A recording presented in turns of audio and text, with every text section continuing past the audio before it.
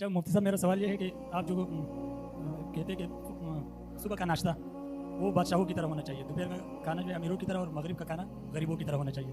تو ہم نے سنا ہے کہ اکثر آپ علیہ السلام جو ہے مطلب جب گھر آتے تو پوچھتے کہ کھانے کو کچھ ہے، تو اگر کچھ ہوتا تو کھا لیتے، نہ ہوتا تو آپ فرماتے کہ میرا روزہ ہے. تو اس سے یہ معلوم ہوتا ہے کہ آپ علیہ السلام نے ناشتہ بھی نہیں کیا جو بادشاہوں والا کھانا تھا، پھر امیروں والا بھی رہ گیا، تو باقی جو ہے غریبوں والا مطلب آپ علیہ السلام نے ہمیشہ مستقل کھایا. تو یہ اشکال ہے. سوال میں ان کے اشکال کو اپنی زبان میں اور پختہ کر کے آپ کے سامنے پیش کرتا ہوں. میرے بیان میں کہیں یہ بات آئی ہے کہ صبح کا ناشتہ بادشاہوں کی طرح کرو، دوپہر کا کھانا امیروں کی طرح، اور رات کا کھانا غریبوں کی طرح. تو بھائی صاحب کو اشکال یہ ہے کہ نبی صلی اللہ علیہ وسلم کے ہاں تو ناشتہ ہی نہیں تھا. گھر میں آتے پوچھتے کچھ کھانے کو ہے، فرماتی ہے تو کھا لیتے، بتاتی نہیں ہے تو کہتے میرا روزہ ہے. اور پھر جو رات کو بھی ہوتا وہ تو غریبوں کا والا ہی، مسکینوں والا ہی کھانا ہوتا تھا آپ صلی اللہ علیہ وسلم کا. تو اسلام تو میڈیکل سائنس کے خلاف بات نہیں کرتا نا، کیا خیال ہے؟ اگر اسلام تو وہ ہے جو نبی نے پیش کیا، تو وہ کیسی بات ہوگی جو اسلام پیش کر رہا ہے؟ تو وہ نبی کی تعلیمات کے خلاف کیسے ہو سکتی ہیں؟ یعنی میڈیکل سائنس جو بات کر رہی ہے، اگر کر رہی ہے تو پھر نبی کی بات زیادہ صحیح ہے. انبیاء جتنا فطرت پہ ہوتے ہیں اتنا تو کوئی بھی نہیں ہوتا. اس کا جواب یہ ہے کہ یہ بات میں اپنے بیانات میں 20 دفعہ بتا چکا ہوں کہ نبی صلی اللہ علیہ وسلم کیا انگریزوں کے آنے سے پہلے تک ناشتے کا تصور مسلمانوں میں تھا ہی نہیں. ناشتہ انگریزوں نے متعارف کروایا ہے. اس سے پہلے ساری دنیا کے سارے مسلمان 2 ٹائم کا کھانا کھاتے تھے. ایک ہوتا تھا 11 ساڑھے 11 بجے دوپہر کا کھانا جس کو غدا کہا جاتا ہے، اور ایک ہوتا تھا عشاء کے فوراً بعد یا مغرب کے بعد جس کو عشاء کہا جاتا ہے، رات کا کھانا. یہ 2 ہی کھانے اسلام میں مسلمانوں میں ہمیشہ رہے ہیں، اور اس کے بیچ میں کوئی چائے کا وقفہ، کافی کچھ بھی نہیں ہوتا تھا. کافی کہتے ہیں مسلمانوں کی ایجاد ہے، لیکن کوئی اچھی ایجاد نہیں ہے، ڈھنگ کی چیز ایجاد نہیں کی ہے کافی. اگر کسی نے مسلمانوں نے دریافت بھی کی تھی. تو یہ جو سیٹ اپ چلا آ رہا تھا نا صدیوں سے، ہمارے شیخ حضرت مفتی رشید احمد صاحب فرمایا کرتے تھے کہ ہم نے ہندوستان میں ناشتہ دیکھا ہی نہیں تھا، دوپہر کا کھانا رات کا. افغانستان میں بھی ایسا ہی، کوئٹہ ووئٹہ سب جگہ انگریز جہاں بھی گیا نا کچھ نہ کچھ الٹا پلٹا کر کے گیا ہے. کچھ اچھا بھی کیا، اسے سڑکیں وڑکیں بنا دی، لیکن وہ تو ظاہر ہے پیسہ ہوگا تو سڑکیں بنیں گی وہ، اور جتنی بنائی ہیں اس سے زیادہ کھائی ہیں اس نے. ہندوستان میں لوگ کہتے ہیں انگریز آیا تھا ٹرینوں کا جال بچھا دیا. بھائی صاحب اگر انگریز نہ آتا تو بھی ٹرینوں کا جال بچ جاتا وہ، اور آج یورپ والی ٹرینیں چل رہی ہوتی. انگریز نے جتنا انویسٹ کیا نا ہندوستان پہ، سارا گولڈ لے کے وہ چلا گیا تھا برطانیہ. کھایا زیادہ ہے، لگایا بہت کم ہے. اس لیے اتنی زیادہ انگریزوں کی تعریف ہمارے سامنے نہ کیا کرو.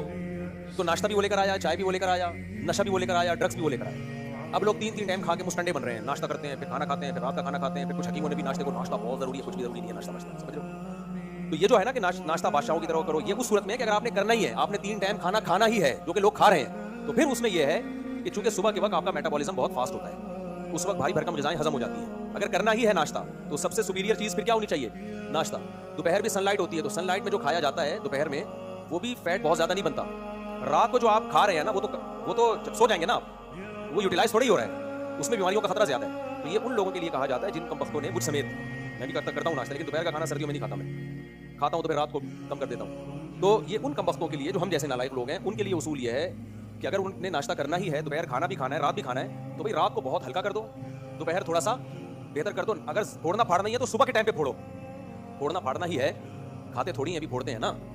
کیا ہو گیا آپ لوگ کو سمجھ میں نہیں آ رہا؟ ہم لوگ کھانا کھاتے ہیں، کھانا پھوڑتے ہیں. تو یہ پھوڑنا پھاڑنا صبح ہونا چاہیے.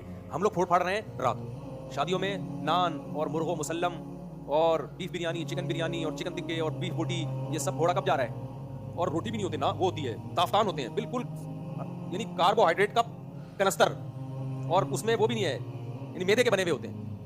پروٹین تو زیرو ہے نا اس میں، کیا ہے پروٹین اس میں؟ وہ کھاتے ہیں رات کو اور پھر سوتے ہیں، اور ایک دن صبح اٹھتے ہی نہیں ہے. پولیس بھی آتی ہے اٹھانے کے لیے، نہیں اٹھتے. تو یہ ان لوگوں کے لیے کہا جاتا ہے کہ بھائی جنہوں نے کھانا ہی ہے تو وہ اپنی پھوڑنا ہی ہے، تو سب سے زیادہ اگر پھوڑنا ہی ہے تو صبح کے ٹائم پہ پھوڑیں گے. اس کے نقصانات بھی ہوں گے مگر کم ہوں گے. دوپہر کو پھوڑنے کے بھی نقصانات ہوتے ہیں مگر نسبتاً کم ہوتے ہیں. سب سے زیادہ باڈی ڈیمیج ہوتی ہے رات کو پھوڑنے پھاڑنے سے. اور یہ رات کو پھوڑنے کا مطلب ہے کارب والی چیز، فل کارب ڈائٹ ہے وہ لینا، چاول روٹی یہی چیزیں تو ہم کھا رہے ہیں نا. تو رات کو تو آپ ہلکا پھلکا کھایا کریں، اور وہ بھی پروٹین والی چیزیں زیادہ لیں رات کو.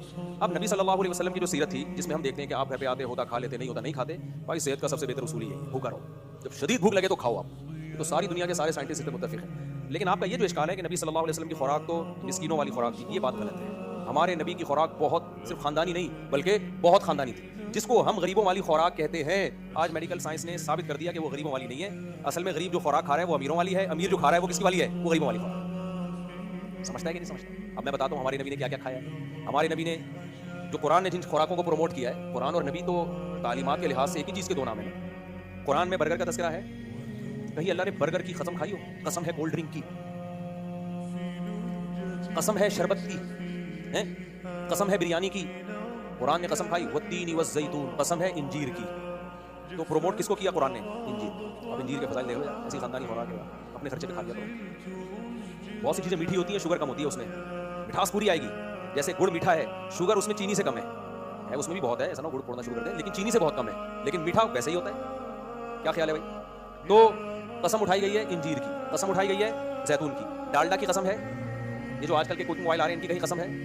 اللہ نے زیتون کی قرآن میں تعریف کی, شجرۃ مبارکہ, برکت والا درخت. مثالیں بھی اللہ نے زیتون کی دی ہیں, بقعۃ مبارکۃ زیتونۃ, شجرۃ مبارکۃ زیتونۃ. تو آپ زیتون کھاؤ, یہ غریبوں والی خوراک بولو نہیں, یہ امیروں والی خوراک. ایک بات, صرف ہم آئل پہ آتے ہیں, آئل پہلے آئلوں کو ختم کریں پھر ہم کار پہ آئیں گے.